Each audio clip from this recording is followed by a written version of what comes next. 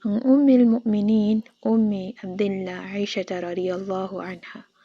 قالت قال رسول الله صلى الله عليه وسلم من أحض في أمرنا هذا ما ليس منه فهو رد رواه بخاري ومسلم وفي رواية لمسلم من عمل عملا ليس عليه أمرنا فهو رد.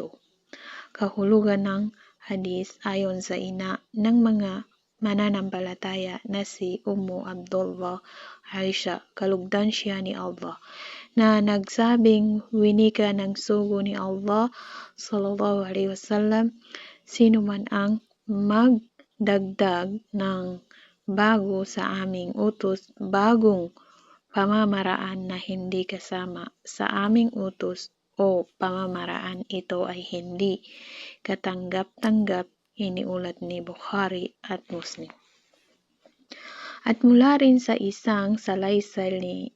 Imam Muslim, ang sinumang gumawa ng mga gawaing hindi tugma sa